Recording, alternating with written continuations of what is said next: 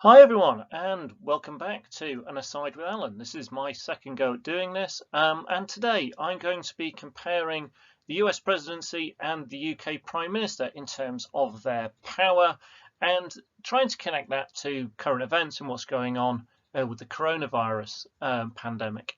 So we're going to have a look at some of the key bits of theory and relate it a bit to what's going on.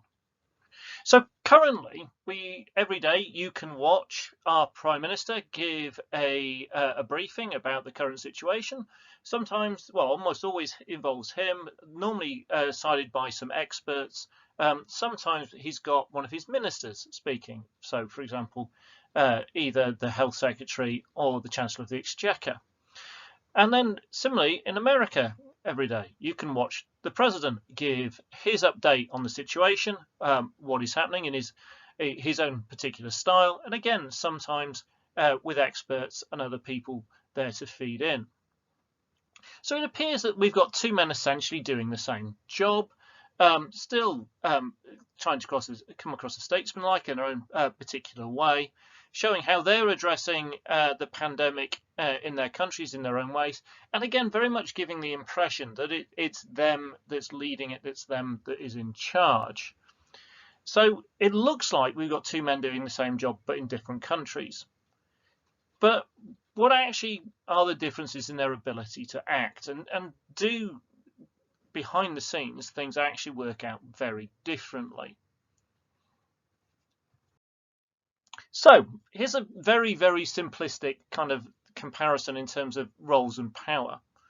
So the US president is elected by the people in a vote using their wonderful electoral college, which means sometimes that it's not a direct vote of the people. It isn't a direct vote by the people.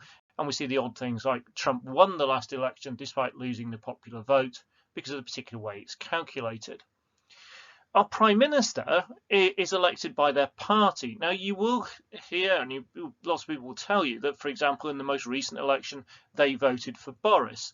But unless they happen to live in his constituency, they didn't. They may well have voted for his party. And our Prime Minister is the leader of normally the biggest party, or the party with the majority in the House of Commons. The president has a long list of kind of very impressive sounding titles. So they are the head of state, they are the chief executive, the head of the armed forces, the commander-in-chief in that way, and they are the chief diplomat. Now, our prime minister is head of government and the chief executive, but they're Her Majesty's Royal Forces, armed forces. Our Queen is our head of state, and so in terms of that, the president seems to have more power.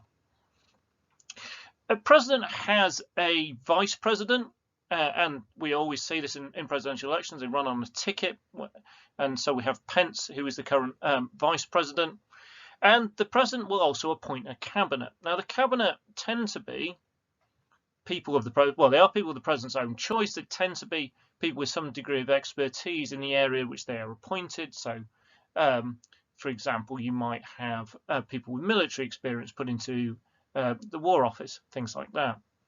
Now, any appointment made by the president requires Senate approval, and therefore the president doesn't have a completely free hand. Now, it's not normal for us in the UK to have a deputy prime minister.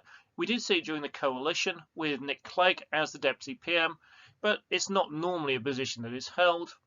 And the cabinet is appointed by the president, so by the prime minister. So we have recently seen Boris Johnson go through a reshuffle of his cabinet, and those he wanted to hold in position, he did, and those he wanted to get rid of, he got rid of. And there is no kind of secondary approval from any part of the legislature on that. So on that one, again, maybe slightly differently, so rather than again, the prime minister seems to have a bit more power. On the last one, the president can initiate and veto legislation, whilst in the UK, the Prime Minister tends to draw up any legislation with their cabinet, and depending on the arithmetic in the House of Commons, having drawn it up, the chances are it will pass. So, in terms of on paper, I mean, there are lots of other bits of this which we'll look at in more detail next year. But the president has a very impressive sounding position. If you look at the practicalities of it, they have a much bigger office. The executive office of the president has a huge number of staff. Where they live is a bit more impressive as well. The White House is a much more substantial building, a more impressive building than 10 Downing Street. Therefore, the kind of the wielding of the powers, and we've also got things like executive orders in America, where the president can essentially set policy by themselves. So in a lot of ways, the presidential power looks a lot more impressive. But is that the reality? Now, first part of this is the kind of appearance of that level of power might be somewhat misleading. So, for example, Trump can face and does face very strong opposition from the House of Representatives, which is dominated by the Democrats. This was most keenly illustrated recently with the attempt to impeach him by the Democrats in the House, which failed in the Senate. And so it might well come to the point in the current crisis that Trump says, I want to do this, and the House says, no. And they control the purse strings. So if they won't give him the money, they won't give him the money. So Trump had to negotiate with the Democrats in terms of the bills that have been passed recently through Congress. And it wasn't a completely smooth ride. In contrast to that, Boris Johnson enjoys a majority of 80 in the House of Commons. Therefore, essentially, if Boris Johnson and his cabinet decide on something, it is going to become law. And we've seen the very, very few kind of hitches or anything at all, really, with the most recent legislation that has been passed on this. So Johnson wants to get something done. He just gets it done at the moment. Trump has to deal with the House of Representatives. In the US, they have this really strongly codified constitution. It has very, very strong defenses of civil liberties built into it. So the restrictions that might be needed in response to COVID-19 are probably going to be more difficult for an American government to get through. With our highly flexible constitution in the UK, then these restrictions are probably going to be easier to be put in place. There may be some of you at this point might want to sound some alarm bells and go, well, they're going to be easy to put in place. How easy are they going to be to keep there? Or how easy will it be for the population to make sure those temporary restrictions go away? Now, it's very unlikely that our government would do anything along those lines. But again, you get both sides of the coin with this kind of issue. The federal government, the federal system in America means that all the states have a degree of autonomy. They are semi-autonomous. And we've already seen differences in the different states in the way that they are dealing with the crisis. And some of this will be beyond Trump's control, because it will fall into areas which the states have their own power. There is devolution in the UK that means actually the response in Scotland, Wales, Northern Ireland may differ from that in England. We've not seen a great discrepancy as yet, but again, as things develop, then this might well be the case.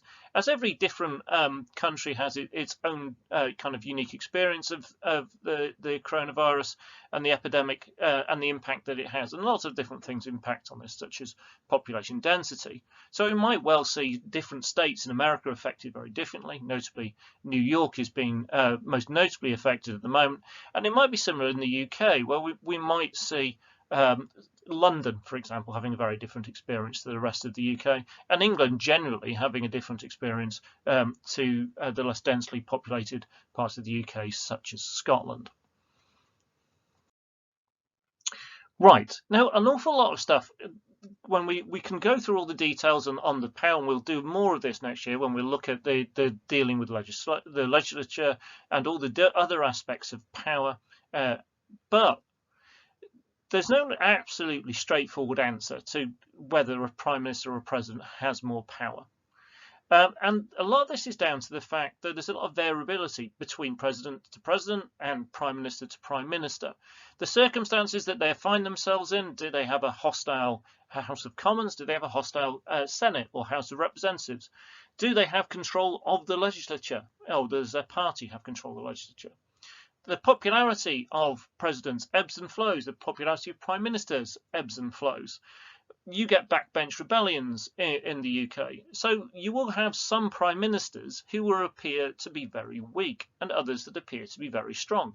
And the same goes for presidents. So there's not necessarily a single answer to whether the prime minister or the president is more powerful within their political system, as there are so many other variables to take into consideration. Now, undoubtedly, the current events will have a big impact on the way that the presidency of Trump and Boris's term in office will be looked at through history, how they will be judged. So they will have a really defining impact on whether we see these as two powerful men in charge of their countries, or men who had a great deal of power, or whether we see that power being eroded or taken away from them as events unfold. And there will be a lasting legacy to this. And we might well see the power of the president and the power of the prime minister going beyond what we would normally expect in normal circumstances, because, as we all well know, these are anything other than ordinary circumstances at the moment. Right, thank you very much for watching. Please don't forget to subscribe and leave any comments below. Thank you very much. See you all again soon.